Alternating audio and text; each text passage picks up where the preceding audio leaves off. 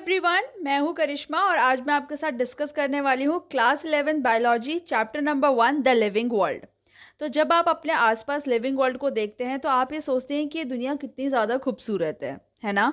आप अपने आसपास वाइड रेंज ऑफ हैबिटाट्स आपको देखने के लिए मिलते हैं और आप किसी भी एक्सट्रीम हैबिटाट पे चले जाए, अगर हम बात करें किसी डेजर्ट की या फिर किसी कोल्ड माउंटेन्स की, वहाँ पर भी आपको हैबिटाट देखने के लिए मिलेगा ही मिलेगा। ये सारी चीज़ें देखकर वी आर स्पीचलेस। बहुत सारी चीज़ें हम अपने आसपास देखते हैं, just like migrating birds, valley of flowers, और ये सब चीज़ें देखकर हम बिल्कुल स्पीचलेस हो जाते हैं। इसके अलावा हमारी इकोलॉजी के अंदर किसी भी रिसोर्स को लेकर या तो कॉन्फ्लिक्ट होता है या कॉपरेशन होता है among the members of a population. जो उस पॉपुलेशन के मेंबर्स होते हैं उनके बीच में किसी रिसोर्स को लेकर लड़ाई होती है या फिर कॉपरेशन होता है उस रिसोर्स को लेकर, ताकि वो इक्वली उसको शेयर कर सकें। ये सारा का सारा चीज़ देखकर और इवन हमारी बॉडी के अंदर हमारे सेल में वेरियस प्रोसेस चल रहे हैं, उनका जो मॉलिक्यूलर ट्रैफिक है, ये हमें सोचने में मजबूर करता है कि what Indeed is life. Life आखिर में है क्या? हम कैसे इस चीज़ को देखते हैं कि लाइफ क्या है? इसी क्वेश्चन के अंदर आपके दो और क्वेश्चन निकल के आते हैं, जैसे कि पहला क्वेश्चन है what is the difference between living thing and non living thing, and how can we differentiate between living thing and non living thing. Right, this is something technical, sounds technical. आपको लग रहा है कि हम इसका answer दे सकते हैं। दूसरा जो क्वेश्चन है हमारे पास वो है हम what is the purpose of life, life का पर्पज़ क्या है, जिसका आंसर देना शायद एक साइंटिस्ट के लिए पॉसिबल ना हो। तो इन दिस चैप्टर हम फोकस करेंगे हमारे पहले क्वेश्चन पे, what is the difference between living and non living thing. तो अगर हम बात करें लिविंग थिंग की, तो अगर हम किसी सामने वाले पर्सन को बोलते हैं कि भाई बताओ what is the difference between living thing and non living thing, they might say कि ग्रोथ, इट मीन्स आप ग्रो कर रहे हैं, that is the living characteristic. Reproduction, ability to sense environment, हमारे एनवायरनमेंट में गर्मी पड़ती है तो हम जो है एसी का ऑन कर लेते हैं, हमारे एनवायरनमेंट में सर्दी पड़ती है तो हम अपने स्वेटर्स वगैरह डाल लेते हैं। तो it means these are some distinctive features of living thing. इसके अलावा if someone reads biology like you, वो बोलेगा metabolism is one of the feature of living organism. Ability to self replicate, हमारे सेल खुद को खुद ही रेप्लिकेट करते हैं। इसके अलावा self organise, interact and emergence to the list, जो भी हमारे सामने जो भी इमरजेंसी आती है उसके अपोजिट में हम जो है एक सुटेबल रिस्पॉन्स देते हैं, that is a living thing.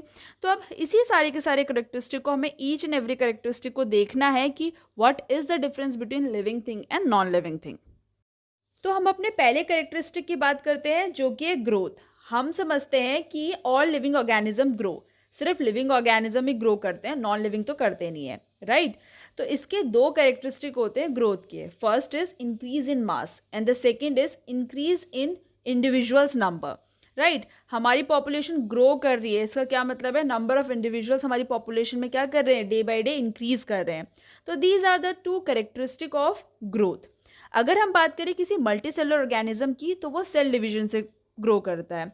For example, एक सेल है वो 2 सेल बनाएगा, 2 सेल आपके 4 सेल बनाएंगे, 4 सेल आपके 8 सेल बनाएंगे। इस तरीके से सेल डिवाइड होंगे और वो ग्रो करेंगे। अगर हम प्लांट की बात करें तो ये जो सेल डिवीजन है ये प्लांट की पूरी लाइफ चलती रहती है। क्यों? क्योंकि उसके अंदर मेरिस्टेमेटिक टिश्यू प्रेजेंट होते हैं और उन मेरिस्टेमेटिक टिश्यूज की रूट टिप और शूट टिप पे प्रेजेंट होते हैं, जो कि थ्रू आउट लाइफ क्या करते रहते हैं, डिवाइड करते रहते हैं।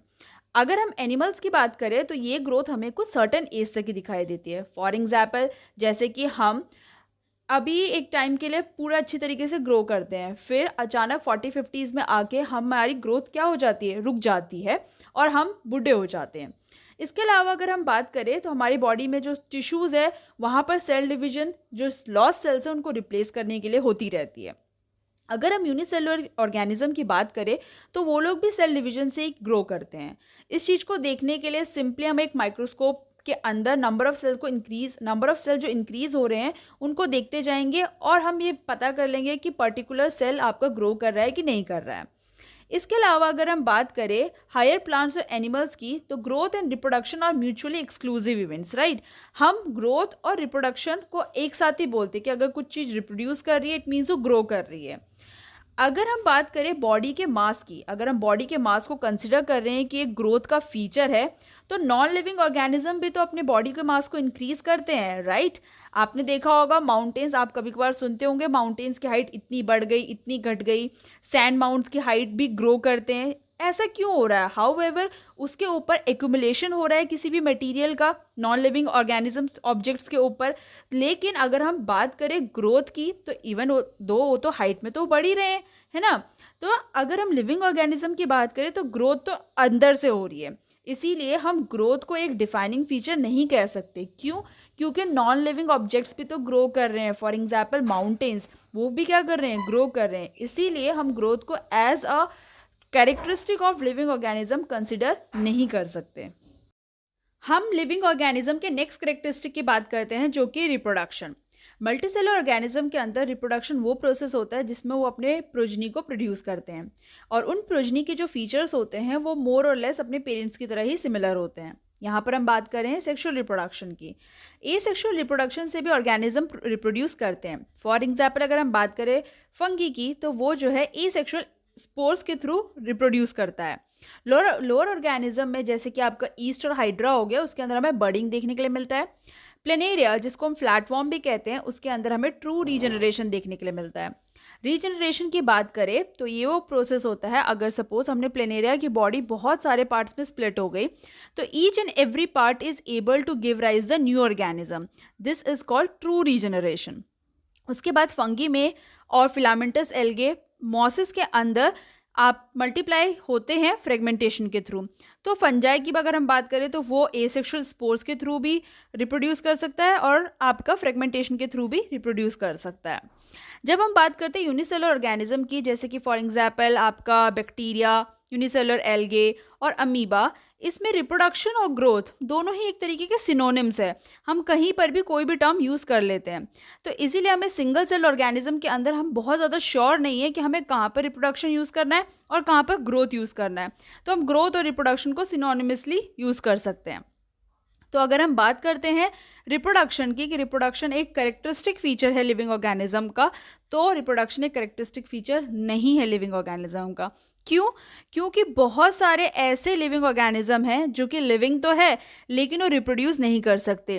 For example mules, sterile worker बीज, इनफर्टाइल ह्यूमन कपल्स।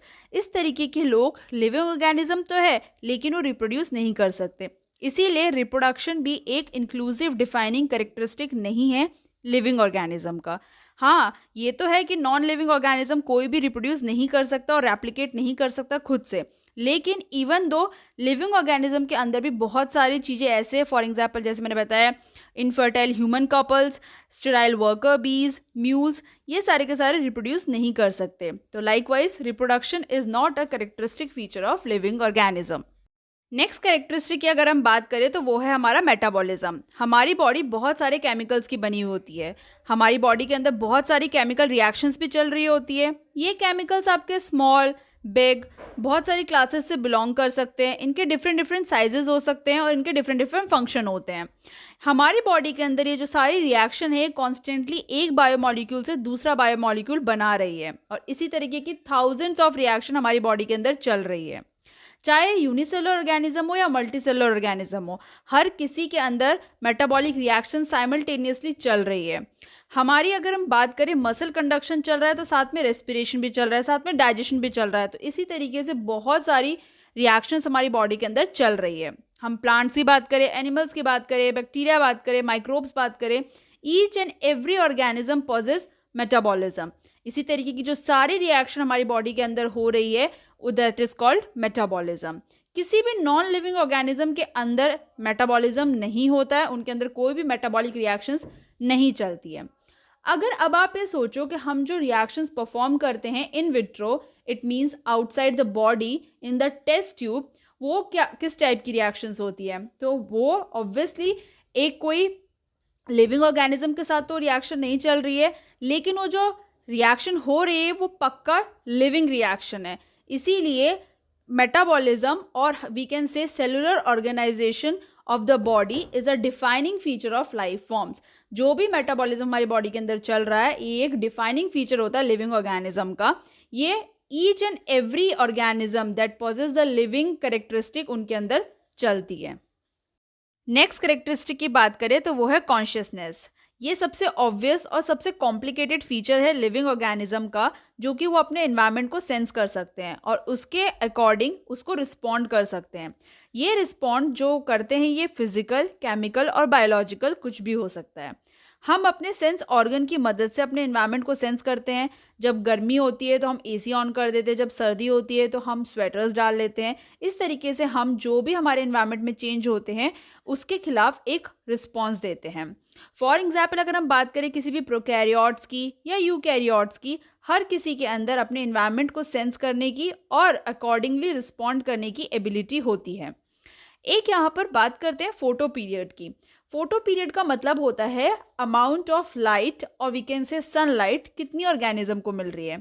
तो फोटो पीरियड भी रिप्रोडक्शन को इफेक्ट कर सकता है सीजनल ब्रीडर्स में, जैसे कि हैमस्टर। इट मीन्स कितने टाइम के लिए वो सन की एक्सपोजर में रहे। ये चीज़ दोनों प्लांट्स और एनिमल्स के अंदर हो सकती है। तो ये एक फिजिकल फैक्टर है जिसकी वजह से जो है रिप्रोडक्शन इफेक्ट हो रहा है। तो ऑल लिविंग ऑर्गेनिज्म जो भी उनके अंदर केमिकल्स एंटर हो रहे हैं उनकी बॉडी के अंदर, वो उनसे अवेयर है और वो अपनी सराउंडिंग से भी अवेयर है। जो भी उनके सराउंडिंग में चेंजेस हो रहे हैं वो उसके खिलाफ रिस्पॉन्ड करते हैं। इसीलिए ह्यूमन बींग से एक ऐसे ऑर्गेनिज्म है जो कि अवेयर है अपने आसपास के एनवायरनमेंट से। तो हम कह सकते हैं ह्यूमन बींग्स के अंदर क्या है, सेल्फ कॉन्शियसनेस है कि उन्हें कब क्या करना है। तो कॉन्शियसनेस इसीलिए एक डिफाइनिंग प्रॉपर्टी है लिविंग ऑर्गेनिज्म की। ह्यूमन बींग्स के अंदर कॉन्शियसनेस को डिफाइन करना थोड़ा डिफिकल्ट है, क्योंकि हम ऐसे बहुत सारे पेशेंट्स को हॉस्पिटल के अंदर देखते हैं जो कि कोमा में है या फिर जो लाइफ सपोर्ट पे रहते हैं। तो क्या ये लिविंग है या नॉन लिविंग है? इन पेशेंट्स के अंदर तो कोई सेल्फ कॉन्शियसनेस नहीं होती है। तो यहाँ पर एक क्वेश्चन है कि क्या ये लिविंग है या हम इनको नॉन लिविंग कंसिडर कर सकते हैं। आप अपने हायर क्लासेस में देखोगे कि जो भी ये लिविंग फिनोमिना होते हैं ये इंट्रैक्शंस की वजह से होते हैं। इट मीन्स फॉर एग्जाम्पल हमें पता है कि जब सेल कंबाइन, बहुत सारे सेल्स आपस में कंबाइन करते हैं तो वो टिश्यू को फॉर्म करते हैं। मे बी जो प्रॉपर्टी टिश्यू के अंदर हमें देखने के लिए मिल रही है वो हमें इंडिविजुअल सेल के अंदर यानी एक सेल के अंदर ना देखने के लिए मिले। इसी तरीके से जो प्रॉपर्टी हमें सेलुलर ऑर्गेनेले के अंदर देखने के लिए मिल रही है, हो सकता है वो प्रॉपर्टी हमें मॉलिक्यूलर कॉन्स्टिट्यूएंट जिसने सेल ऑर्गेनेले को बनाया है वो उसमें देखने के लिए ना मिले। तो इसी तरीके से हम देखते हैं कि जो इंट्रैक्शंस होते हैं, इंट्रैक्शंस मीन्स एक सेल दूसरे सेल को जो इंटरैक्ट कर रहा है उसकी वजह से ये emergent properties higher level of organisation में देखने को मिलती है। और इसी से हमारी ऑर्गेनाइजेशनल कॉम्प्लेक्सिटी ऑल लेवल्स पे देखने के लिए मिलती है।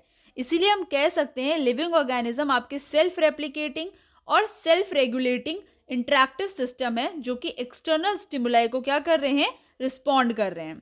तो बायो की अगर हम बात करें, बायोलॉजी एक स्टोरी ऑफ लाइफ है अर्थ के ऊपर।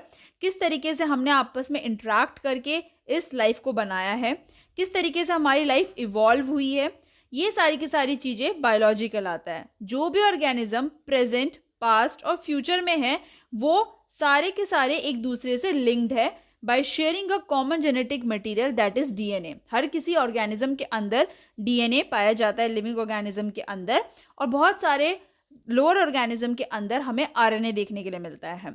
लेकिन ये जो डीएनए का जो जेनेटिक मटेरियल जो हमारी बॉडी के अंदर पाया जाता है ये वेरियस डिग्री में पाया जाता है। किसी के अंदर बहुत ज़्यादा आपको वेरिएशन देखने के लिए मिलेगी तो किसी के अंदर कम वेरिएशन देखने के लिए मिलेगी। तो इसी तरीके से हम देखते हैं कि बायोलॉजी इन सब चीज़ों को लिंक करता है। अगर आपको हमारा वीडियो पसंद आया हो तो इसे अपने दोस्तों के साथ शेयर करें और चैनल को सब्सक्राइब करें। मिलते हैं हम अपनी अगली वीडियो में। Thank you so much.